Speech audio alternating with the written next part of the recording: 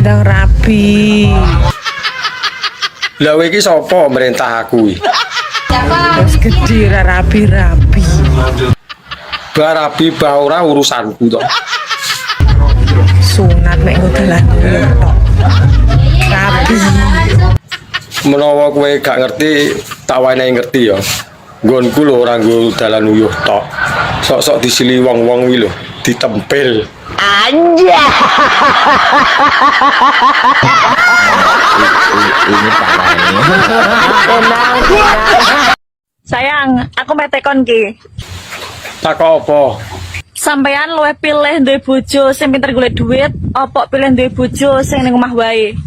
Lah nek aku ya sing pinter golek dhuwit, iso bantu ekonomi. Lah nek sing nang omah kadang arek nampa nganggo drama. Sakmene oleh apa? Kowe gur golek sing ngecakne lho ndase mumet.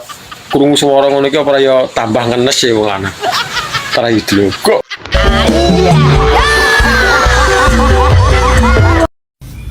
Tuku katok kleru klambi, dipacari tok ora dirabi. Kecutri. Tuku katok kleru klambi. Kowe karek modal ngomong tok, lah kene sing golek ragat lho ngantek setengah mati. Sabar ya Dik ya, sabar. Mas, ana apa celah-celo? aku dulu neh arep semir rambut. Rambut ngisor apa dhuwur? Ngisor dhuwur arep tak semir, Mas. Lah nyapa lho dadak mbok semir? Ben ketok menyala. Pengen menyala ya diobong ngono to. Wong wis apik warna kuning karo pink kae kok. Aku wis blenger aku lek warnane pink, kuning, ijo ngono kae. Ya wis karepmu lah mbok semir lah mbok kerok. Peduli amat.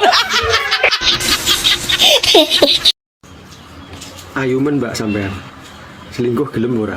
Ayo, kuanen.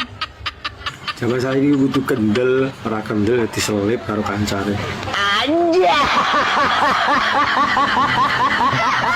Alah gur tekok ae lho. Apa salahe?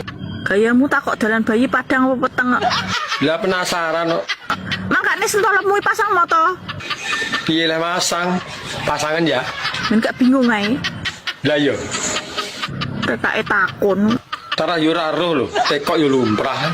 Kamu bengi peteng dedet ora masang lampu ae grayang-grayang masuk kok. Kuwi kan mergo kerja sama, makane iso masuk. Gayamu sok lugu lu. Tara yo lugu. Sok polos. Lah yo. Numpak pit kludukan sarung. Sing wedok jepit, sing lanang nyurung. Kayu gapok gula Jawa, nggonku empuk, nggonmu dawa. Jam 4:30. Nggonku jengat, nggonmu mengo.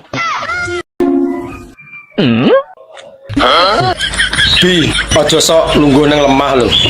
Jagani nek kacangmu tukul.